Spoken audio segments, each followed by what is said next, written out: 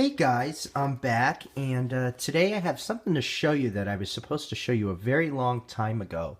Um, and what happened was I never got to do a final review on it set up, and I'm like, you know what? I have it all set up, and let me just show you it entirely complete. And here it is. The 1982 Kenner Star Wars Bespin collection. Now, I am going to start from right to left. And actually, this was the first piece that I opened, and I believe I didn't give a third review on it. I'm not sure. But anyways, let's just review the whole thing. So starting out here is the Bespin gantry. Very small piece. Now, one of the cool things about the Bespin gantry was they never made this for the 3.75 inch, any of these pieces, except a cardboard cutout of Cloud City, which was an exclusive from Sears. And I had that, I sold that, and I got this. And it's just so much better. I could display it. I don't have to worry about cardboarded being folded or frayed. The only problem with these micro collection pieces is the decals, and I've mentioned this in the other videos.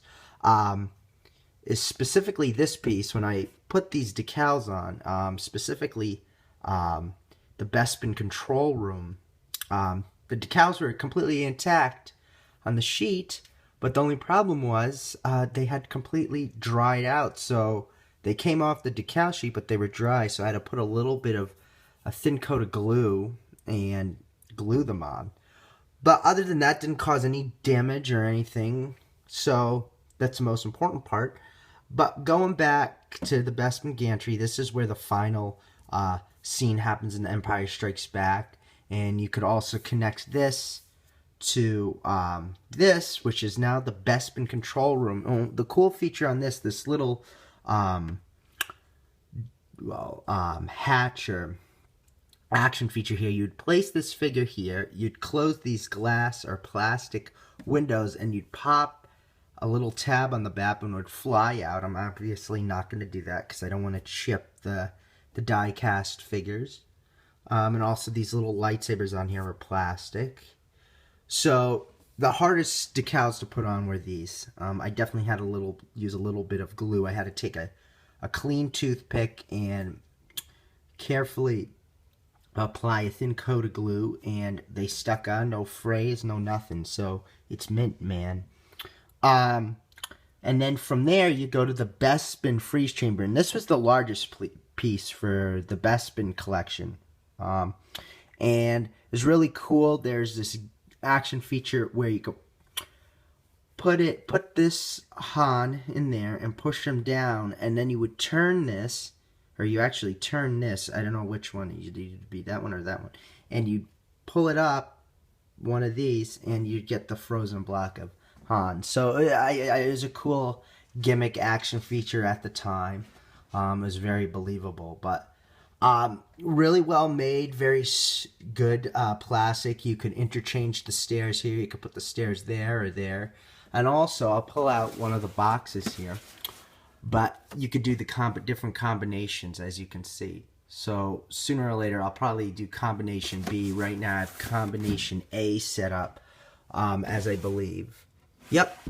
So yes, really cool. I love all the die cast figures here. I love the detail. I thought it was cool that the Boba Fett actually had a little red rocket that was actually plastic there, and there's another little prisoner room. Just really cool. And just setting these up, I mean, just changing around the figures is just completely endless. I mean, you could just rearranged them, and you know, the complaint was for these was that they were too small and you couldn't do anything with them. You can do lots of them now.